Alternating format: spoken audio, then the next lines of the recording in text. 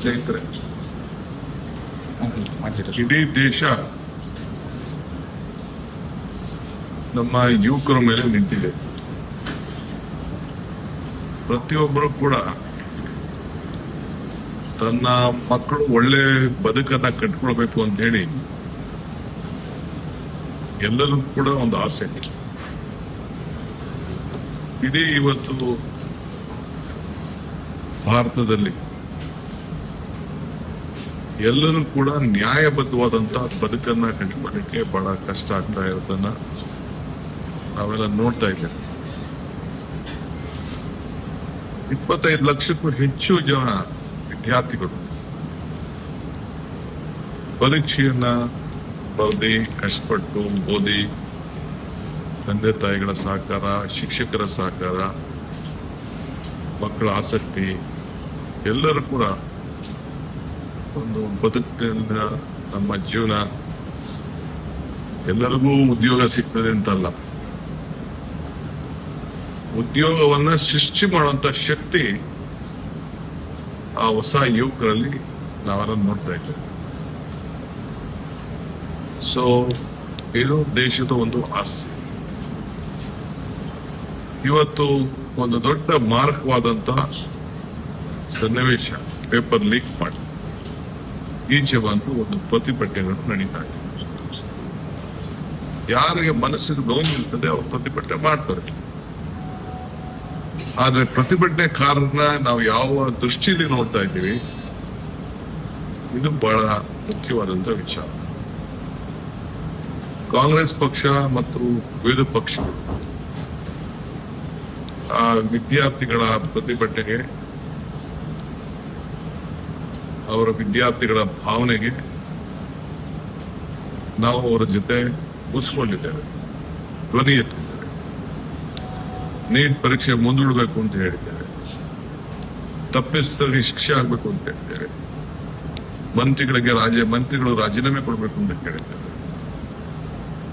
ಕೊನೆಗೆ ಸಂಸತ್ನಲ್ಲಿ ಚರ್ಚೆ ಮಾಡೋಣ ಅಂತ ನಾವು ಹೇಳಿದ್ದೇವೆ. ಅದು ಯಾವುದಕ್ಕೂ ಕೂಡ ಅವರು ಅವಕಾಶ ಕೊಟ್ಟಿಲ್ಲ.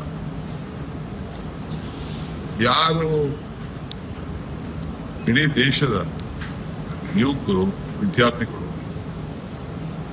ಬಂದು ಪ್ರತಿಭಟನೆಯನ್ನ ಮಾಡಿದ್ದಾರೆ. ಯಾರು ಅವ್ರ ಗಾಡಿ ಮಾಡ್ಕೊಡ್ಲಿಲ್ಲ, ಯಾರು ಅವ್ರಿಗೆ ಸಂಘಟನೆಗೆ ಒಂದು ಕರೆ ಮೇಲೆ ಅವರೆಲ್ಲ ಬಂದಿದ್ದಾರೆ. ಅವರೆಲ್ಲ ಮೌನದಿಂದ ಅವರ ಮೆರವಣಿಗೆಯನ್ನು ವ್ಯಕ್ತಪಡಿಸ್ತಾ ಇದ್ದಾರೆ. ನಮ್ಮ ಮನೆ ಮಕ್ಕಳು, ನಿಮ್ಮ ಪೊಲೀಸ್ ಮಕ್ಕಳು, ನಿಮ್ಮ ರಾಜಕಾರಣಿಗಳ ಮಕ್ಕಳು, ಈ ದೇಶದ ಒಂದು ಆಸ್ತಿ, ಮುಂದಿನ ಭವಿಷ್ಯ. ಅವರಿಗೆ ನೀವು ಒಡಿಸ್ತಾ ಇರೋ ರೀತಿ ನೋಡಿದ್ರೆ ನಿಮ್ಮ ಮಕ್ಕಳ ಮೇಲೆ ಬಿದ್ದಂತ ಏಟಲ್ವಾದು.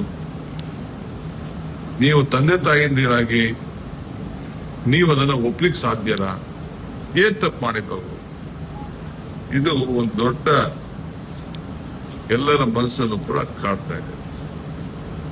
ಭಾರತೀಯ ರಾಷ್ಟ್ರೀಯ ಕಾಂಗ್ರೆಸ್ ಪಕ್ಷ, ಮಲ್ಲಿಕಾರ್ಜುನ್ ಖರ್ಗೆ ಅವರು ಮತ್ತು ರಾಹುಲ್ ಗಾಂಧಿ ಅವರ ನೇತೃತ್ವದಲ್ಲಿ ಧ್ವನಿ ಎತ್ತಿದೆ. ನಮ್ಮ ಡ್ಯೂಟಿ.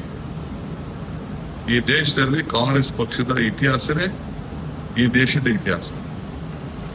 ಯಾವಾಗಲೂ ಕೂಡ ಇಂತಹ ಆಂದೋಲನಗಳಲ್ಲಿ ಇವತ್ತು ನಾವು ಜನರ ಧ್ವನಿಯಾಗಿ ಇವತ್ತು ನಾವು ನಿಂತ್ಕೊಂಡು ಕೆಲಸ ಮಾಡ್ತೇವೆ. ಇವತ್ತು ನಾನು ಪ್ರಮಾಣ ವಚನ ನಾಳೆ ಕೊಡಬೇಕು ಅನ್ನೋದನ್ನ ತೀರ್ಮಾನ ಮಾಡ್ಕೊಂಡು ಬರ್ತೇನೆ.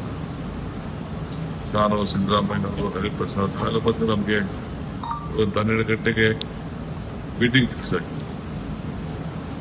ಸೊ ಕಾರಣಾಂತರದಿಂದ ಆ ಸಭೆ ನಡೀತಿಲ್ಲ. ನಾಳೆ ಆಗ್ಬೇಕಾಗಿದೆ. ನಾನು ಗೌರವ್ ಕೂಡ ಮುನ್ಸೂಚನೆಯಲ್ಲಿ ನಾನು ತಿಳಿಸಿದ್ದೇನೆ. ಈಗ ಮುಂದಕ್ಕೆ ಹೋಗ್ಬೋದು.